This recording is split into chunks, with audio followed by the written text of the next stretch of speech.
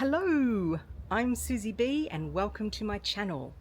Here is my update for what I did this week in the garden and the allotment. So today I'm going to re-sow some of my carrots here in this bed in front of me, and what I've got is I've got two types of carrot in this bed, and these are my overwintering carrots. So they are Eskimo, which is an F1, and also Touchon.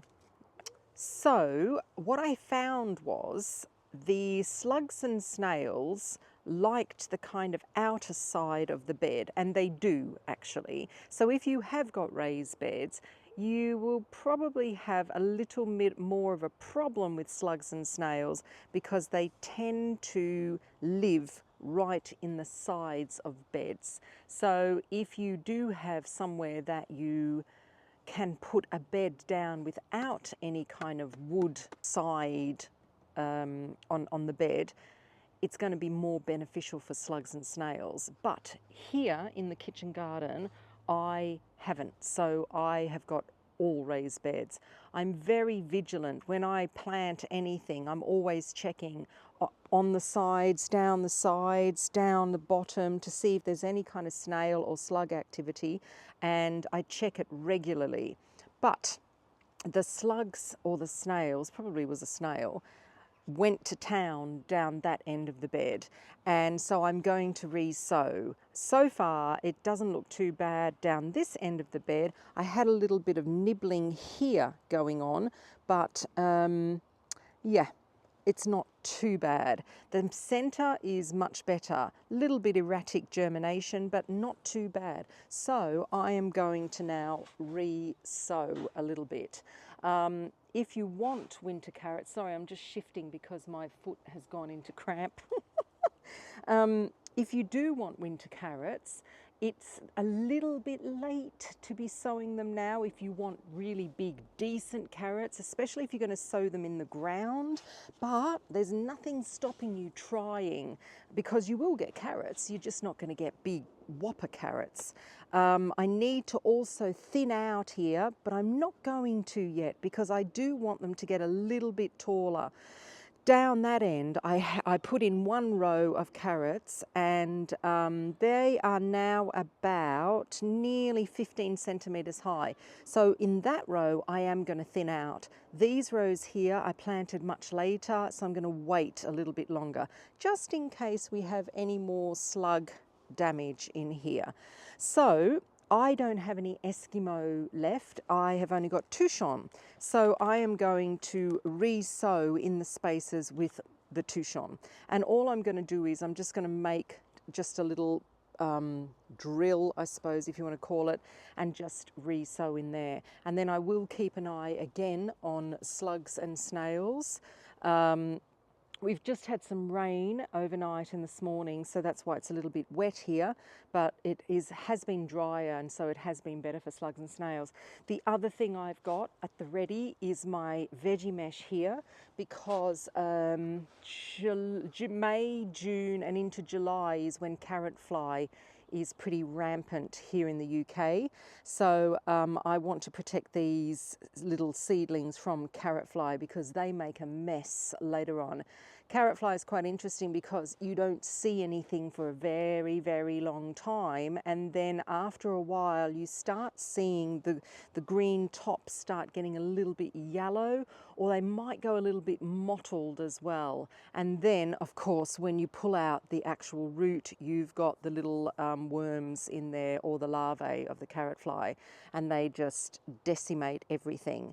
So yes, I am going to cover. The cover is not 100% guarantee you're going to get not get carrot fly, but really it is better than nothing. The other thing that people say to do is to actually lift if you've got troughs and pots, to lift them quite high, because apparently carrot fly can't really fly any higher than 2 foot.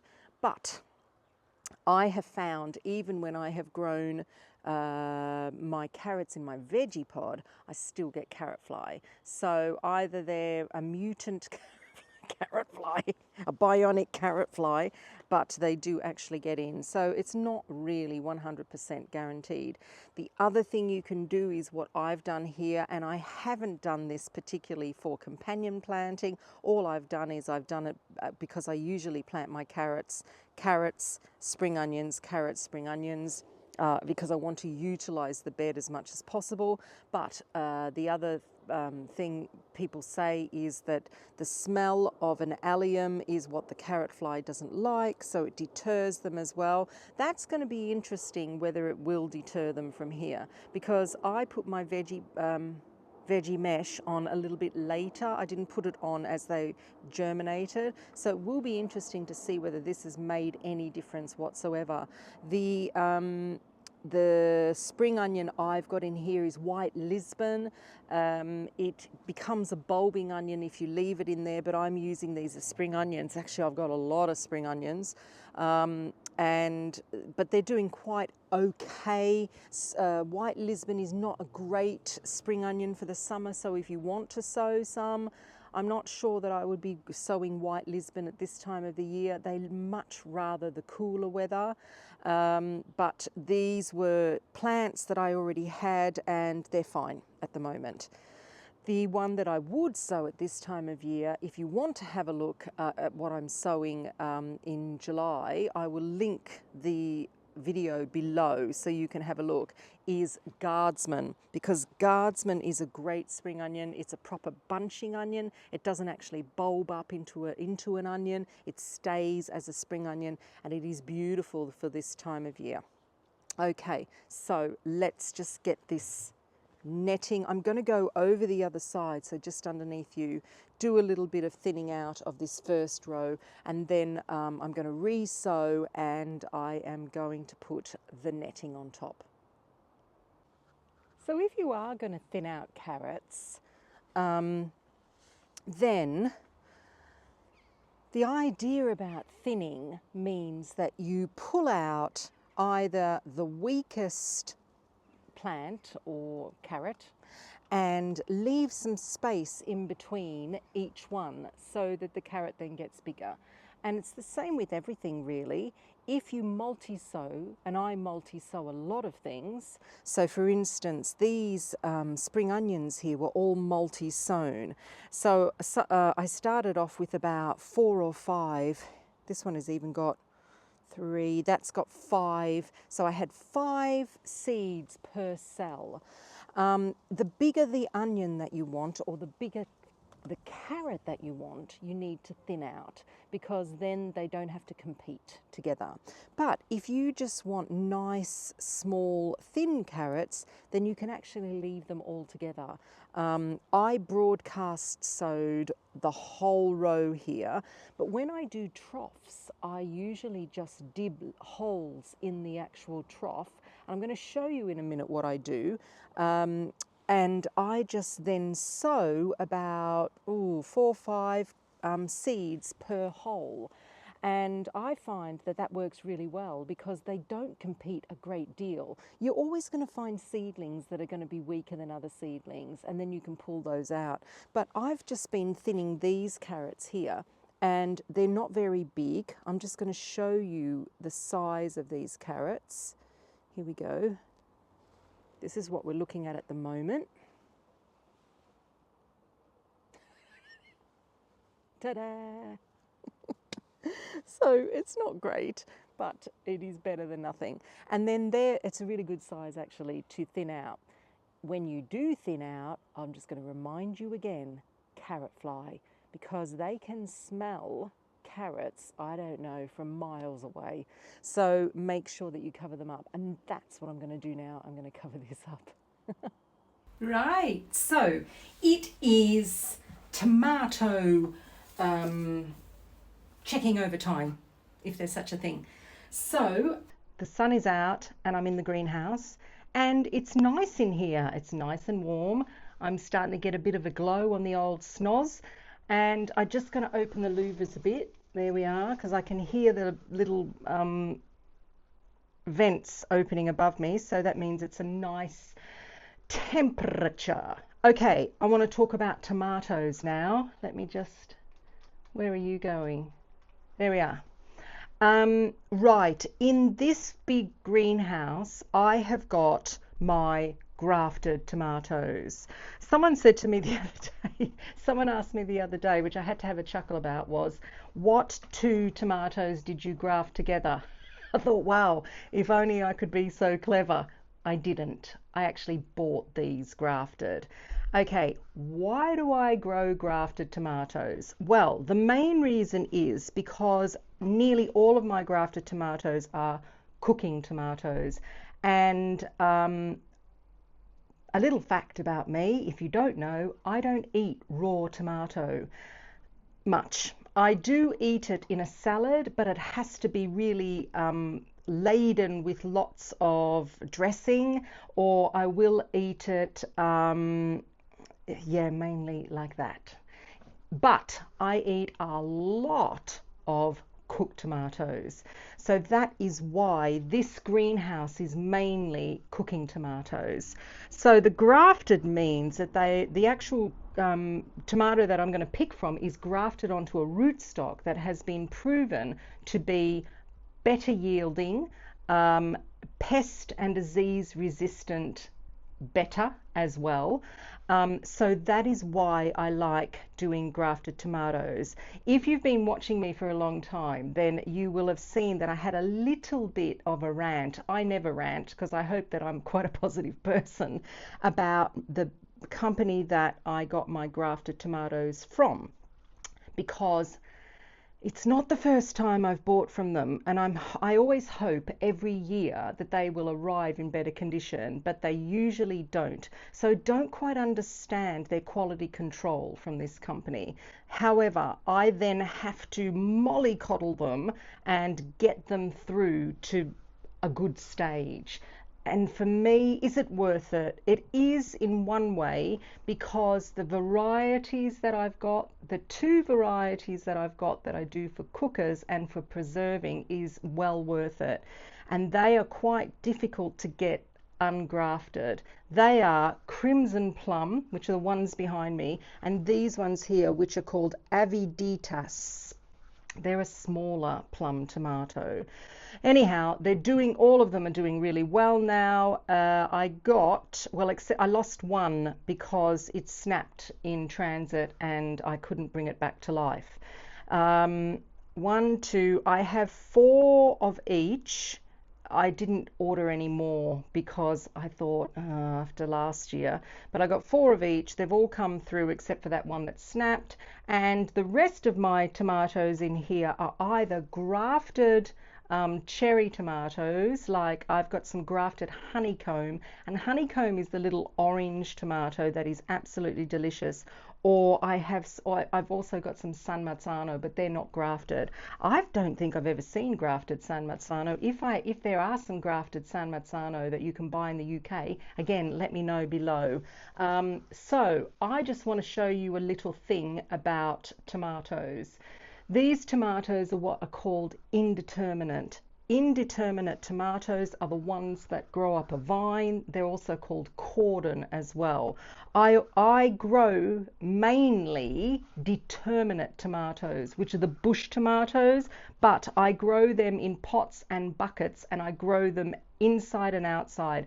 Outside I've got 7 in buckets, and inside I've got a few, and they're going outside as well when they get bigger. But for my cookers and my other ones like the honeycombs and also sun gold, which is another favorite of mine, I grow them here in the greenhouse. So determinate tomatoes, you have to deal a little bit differently to determinate. Determinate tomatoes you just plant and you just leave, and they send off, I'll show you a picture outside of what I've got. They send off all their branches, and the branches usually flower and fruit. They are big yielders. Indeterminate tomatoes are not. So here in the UK, to get proper yields, you need to side shoot. And by side shooting, if you grow tomatoes, you know exactly what I mean by side shooting. But I just want to show you a little thing about side shooting that you may not know. And that is when you get a side shoot, and I'm going to come in close for this in a minute, but when you get a side shoot, like you can just see it there, that side shoot there, yeah? Try not to cut it off. If you cut it off, then the scar that you leave, it could be a little dodgy. The best thing to do when you get a side shoot is to snap it off. Now, if it won't snap off, and if you do have to use scissors, then as you see, I've just snapped that off. And see this here now, I can put in, and actually I'm going to do that. I'm going to put it in the pot, and we'll keep an eye on this. I'm just going to stick it in the pot here below, and that is a new tomato plant for me. That is how easy tomatoes grow.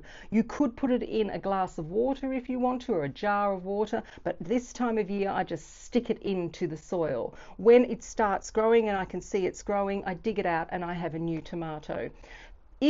Let's go back to side shooting. If you're going to cut a side shoot off, I am going to show you what to do, and let me just see how many side shoots I've got here. Yes, I can show you on this one plant. I'm going to show you close up what to do, okay?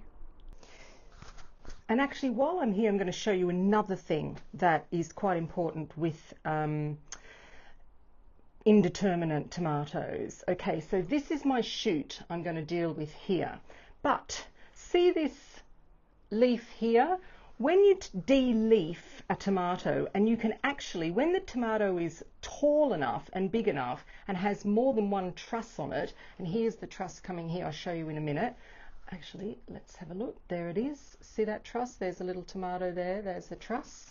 Let's go back down. To de-leaf a tomato, most people think, oh, you just press downwards or you cut it. Again, try not to cut it. What I do is I actually press upwards, and here the snap, it's snapped off. And what this does is it leaves this kind of knobbly scar here, both below and above. This was the shoot that I snapped off before, and that then heals really, really well. It's very different to cutting a tree if you're going to take a branch off the tree, because you want actually quite a good nice flat cut. Okay, here I am. Here's my scissors. So if I do that and I cut that off, that there in there may not heal as well as that one. So what I do is, if I do actually cut with scissors, which I very, very rarely do, but sometimes they won't snap off, I then come along and just with my fingernail, I just rough it up a bit, just like that. And then that should heal much better. There you go, little tip and trick. So I am now going to take off a few more of these shoots from this plant, and we shall see. If I was in another country, then I would probably leave. See this one here? That again is another stem that's coming out, but I am actually going to take it off because it's not the leader. The leader is this long one coming up here. So I am going to take this one off, and again, press up, snap it. It's snapped off, as you can see, and there we are. And that there is actually quite a decent plant. So I'm going to put it in the pot next to this one like that. There we are. That looks really good. I'll show you in a minute. And now I'm going to tie this plant up like so. Keep tying and take all the side shoots out. And I actually got quite a few side shoots. I've got one there, one in that pot, and I've got one in that pot as well. So more tomatoes, thank goodness. I'll have more. This variety, this Aviditas, is a fantastic variety. It's delicious. And now it's raining again, everybody. I'm meant to be tidying up today, actually. The weather this week's been like on and off, on and off. And I thought, right, today I'm just going to tidy up. I've got the hose behind me, so I've been trying to fill my Autopot tank in my big greenhouse, but I think I've got a leak because every time I fill it up halfway, I'm finding that the water goes really, really quickly, so I've got a leak somewhere. So I haven't taken the hose in, that's why I've got the hose behind me. But anyhow, today is a leaves day on the moon phase calendar, and I was going to sow some parsley. So if you follow me on my moon phase days, you know that my main thing that I do is sewing on these days. Everything else is not really that important, but sewing for me is important. But of course, it's the typical thing, isn't it? You get into the garden and you say, I'm going to sow some parsley, but at the same time, I've got some parsley to put out into the garden. So I have these 3 pots of flat leaf parsley here, and whilst they don't look the best at the moment, they're actually in their first year, so that they're fine. So I just wanted to talk to you a little bit because I'm going to plant them here in my SusyBLiving. SusyBLiving is a company that, well, they're no longer a company because they've closed. But I was very lucky that when they were open, I was gifted a SusyBLiving, and a SusyBLiving is a wormery. So I was very lucky that I got that because I do love my wormies. And I also got the bed around it. This soil is absolutely amazing. So I have a tendency to put things in here that I need for a long period of time, like parsley. I've also got some chives in here, but I have noticed that black fly really likes chives, and it particularly likes it in this spot. I'm going to leave them this year, but I think I'm going to take them out, and I don't know where to put them because I find that anywhere I put them in the garden, the black fly gets to it. I've tried the veggie pod. It's even worse in the veggie pod because the atmosphere in there they absolutely love. So I don't know whether you have had any goings on with black fly and chives. If you have, and you found a solution of where to actually plant the chives so the black fly doesn't get it, please drop me a comment below so I can do that as well, because usually in the winter it's okay because the black fly goes away, but as soon as it starts getting humid and a bit milder, it comes back again. So I just wanted to show you. So parsley, we're getting back to parsley now. Sorry, I'm waffling. Parsley is a biennial, and what I mean by a biennial is in its first year. So if you're going to grow it from seed, you can also buy pots of it in garden centres if you want to get off to a quicker start. If you want to grow it from seed and from the garden centre, the first year you're going to get the leaf. So it's going to be absolutely beautiful. But in the second year, it goes to seed, it goes to flower. And I have this curly parsley here, which is what I'm going to be sowing today. And what I mean is it does that. So it wants to flower, it wants to set seed, and it wants to continue. So this here now is non-existent. You won't be able to get proper leaves off it anymore. And I'm just going to pull out this is... So, oh, actually, it's not too bad. Parsley has a taproot. Well, that's a kind of very weird taproot, which goes down a long way. So if you are going to grow parsley and you want to grow it in a pot, it may not be that great. You're going to have to put it in a big pot. And as I am talking to you now, it's starting to rain again. Of course, it's summer in the UK. There we are. That's the taproot. And it smells absolutely fantastic. It's not the same as what they call Hamburg parsley, which is actually a root. It's a parsley that you grow for the root. It looks a little bit like parsnip, actually. I think it's from the same family. So I've just pulled that out here now, and I am going to put in, I've got 3 of these flat leaves. I'll put them, I like to kind of put things in the corners of this SusyBLiving, because this here, let me just pull this out and show you. I can. This is really rooted in. This is my flat leaf parsley. So again, it's gone to seed. It's in its second year. So I'm just going to replenish everything, and then I'm going to sow some more seeds. I'll probably have enough flat leaf. I've got 3 decent plants here, but just to be sure, because we do eat a lot of parsley, and I particularly like the flat leaf parsley, I might do a few more seeds, and I'm not going to do them in pots like this, because this is what I transplant into. I do them into cells, like, I always got them lying around. These are virtually broken, like that type of thing. So I'm going to plant these now. The other thing also with raised beds is you're always going to have to replenish your compost on top, or your loam, or whatever you use in your raised beds, because it's always going to compact. So I do notice that here in the subpod bed, this is sunk into the bed, and you've got little holes in it where the worms go in and out. So I feed them in here, and then they go in and out of the soil here.